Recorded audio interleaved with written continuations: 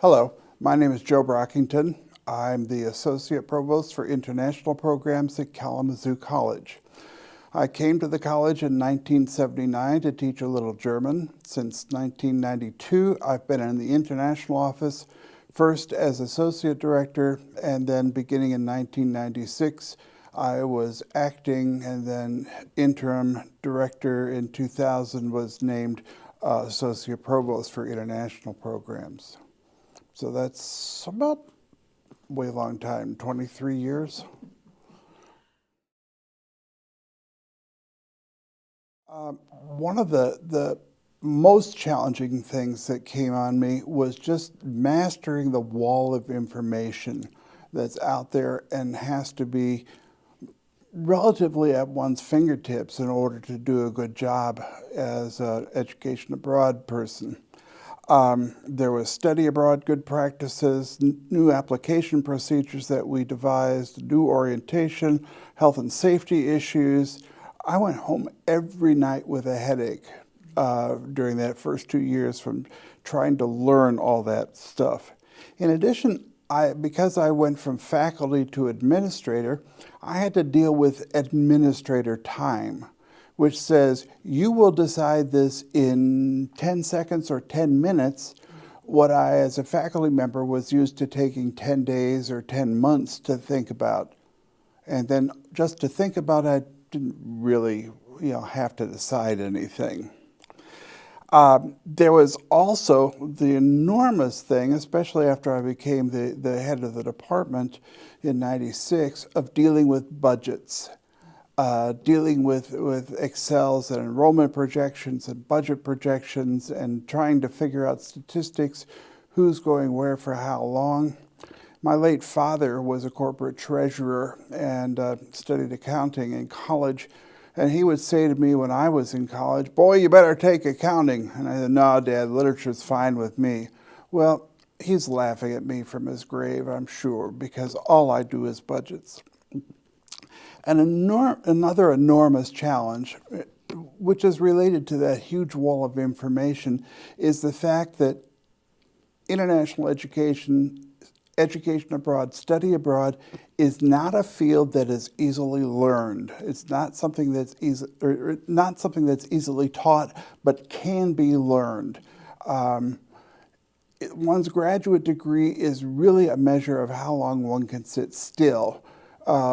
The information that one has to master in order to be current in the field and to give the students in the institution their due is more like an apprenticeship.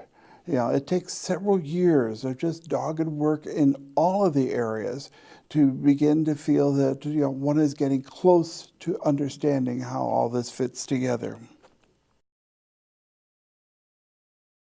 For a number of years, beginning sometime in the mid-2000s, I guess it's been 5 or 6 years, I organized and led a NAFSA national workshop on legal issues and risk management in study abroad.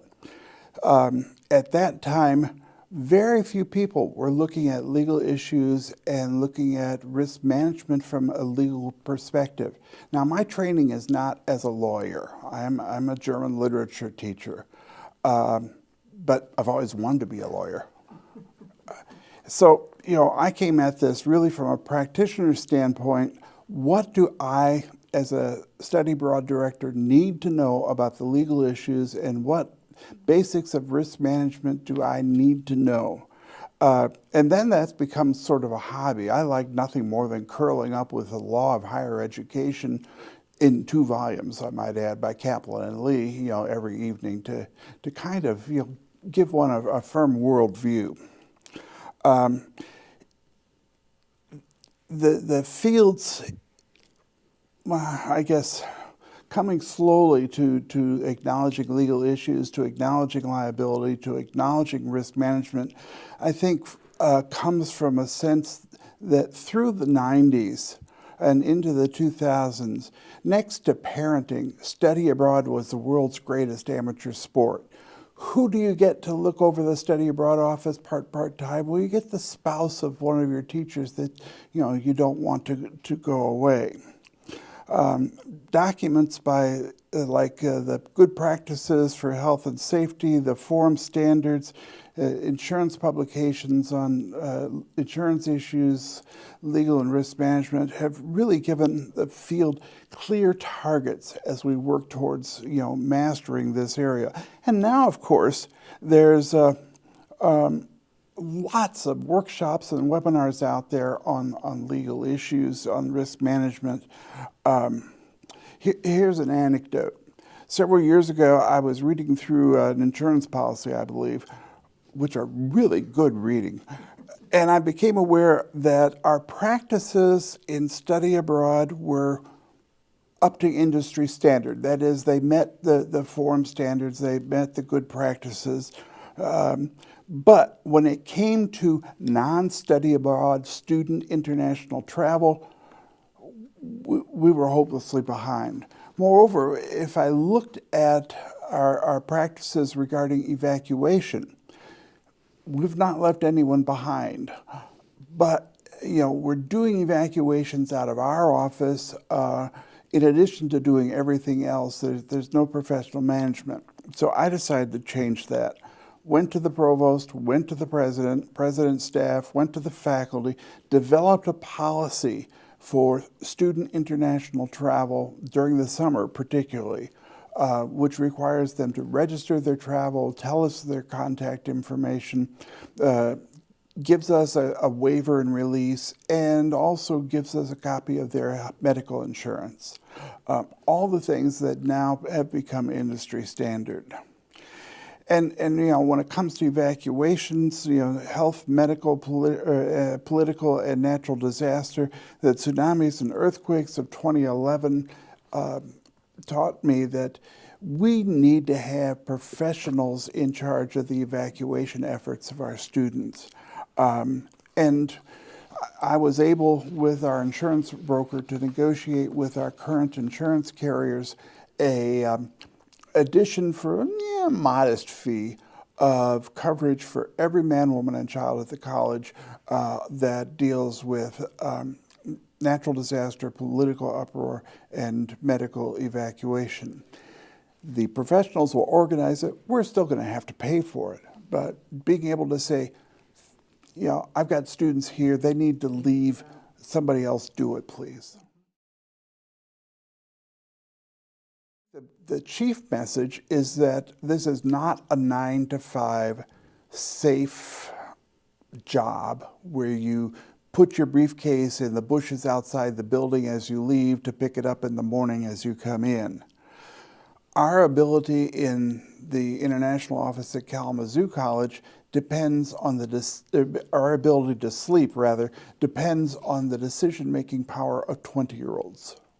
And that's, across the nation, around the world. The calls we get in the middle of the night, the calls we get the day before Christmas generally are due to some student thinking it would be a good idea to. And so many of them are related to alcohol, but we don't want to go there. It is a stressful work, but it's exhilarating. People ask me how I like my job, and I tell them it's never boring. Because it's not. I'll have my list of stuff I want to do in the morning, and generally by 8:15 it's topsy-turvy and I'm doing something else. Or somebody has called up and said, "Did you hear about on CNN?" Or I'll listen to something coming in on the radio and we'll have a little emergency drill on that volcano that's exploding in Italy. And I think also, the message I have for the field is, as you have progressed through your internship to be an education abroad administrator and have benefited from other people advising you, from workshops, conference presentations, don't forget that you have an obligation to give back. Either, give back to groups, or give back through presentations, or through publications, or through pamphlets, or through providing that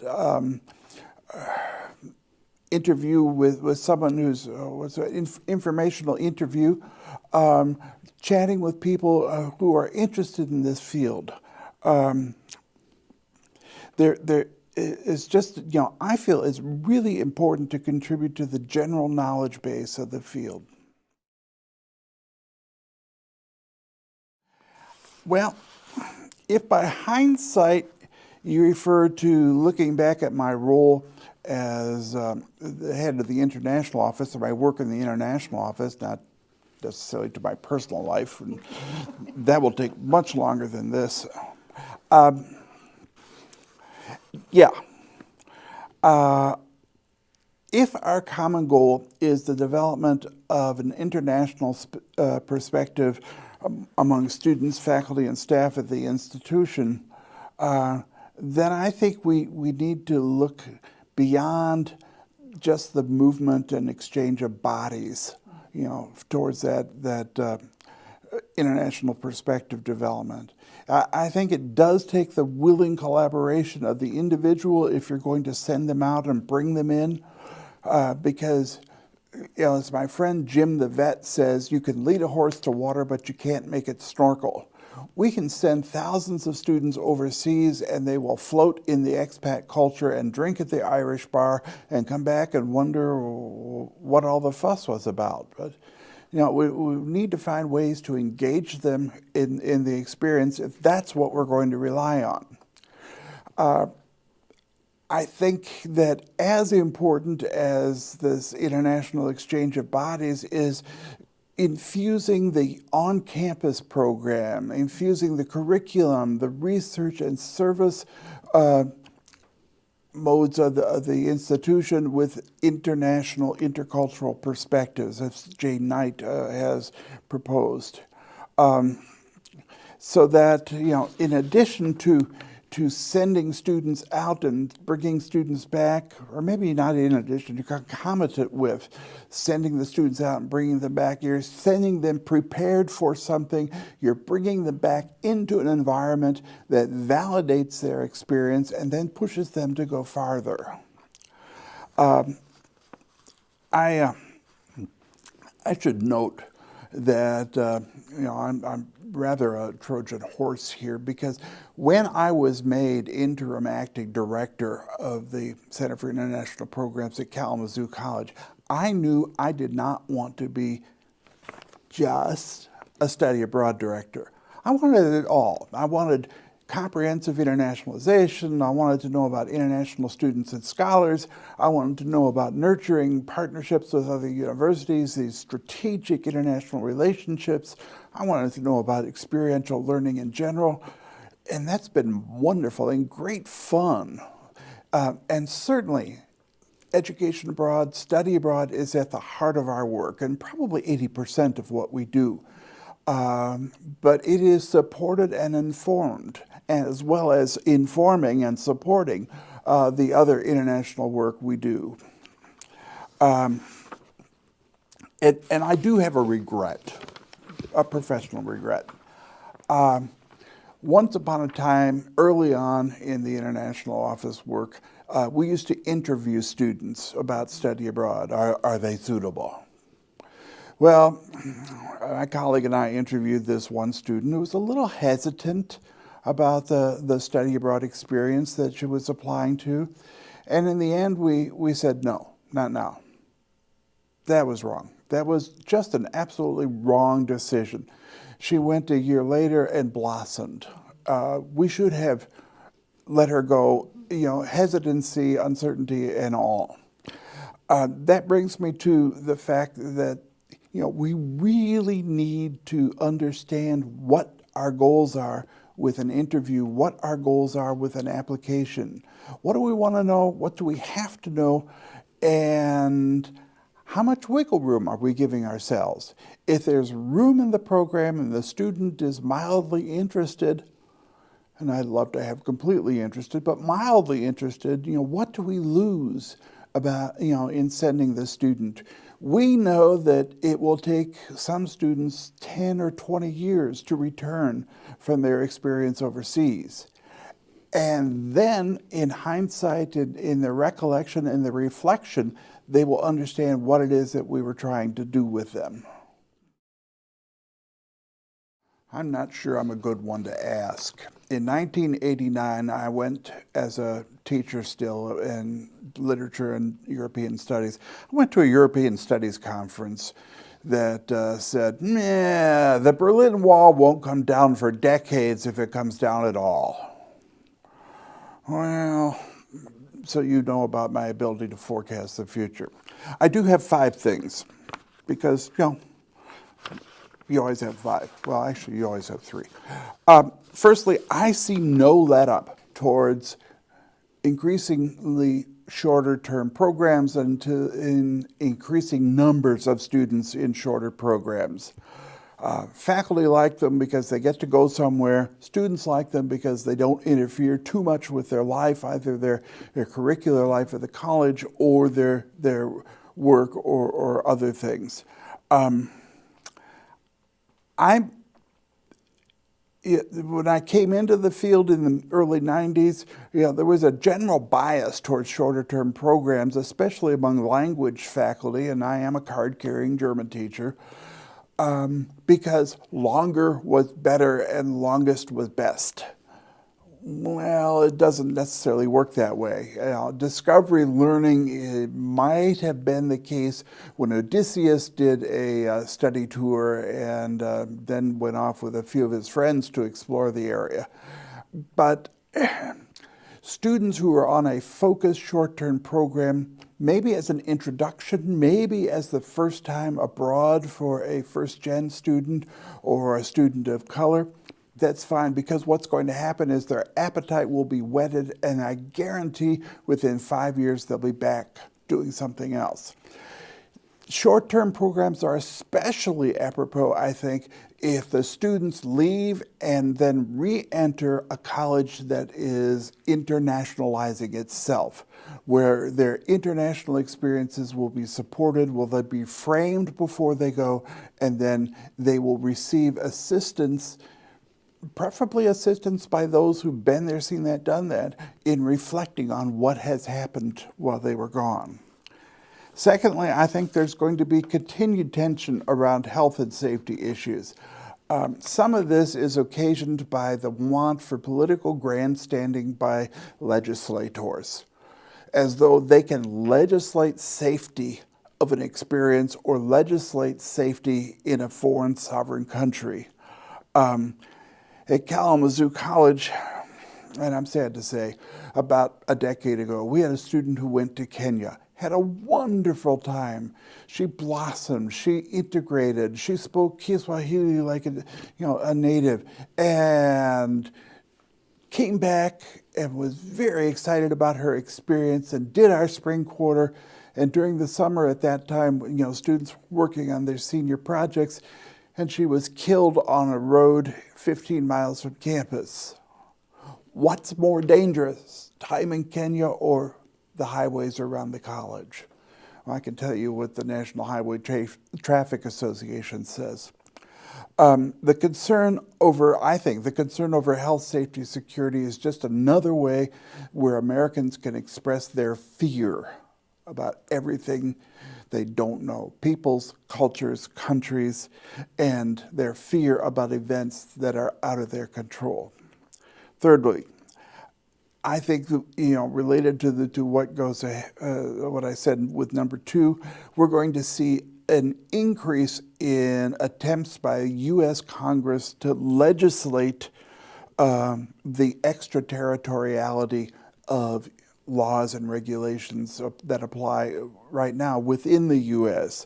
We've already seen this a little bit with regard to Title IX and ADA, but the rest is going to come, so that the rest of the world is being treated like an extension of the U.S. We see this so clearly, extension of the U.S. environment.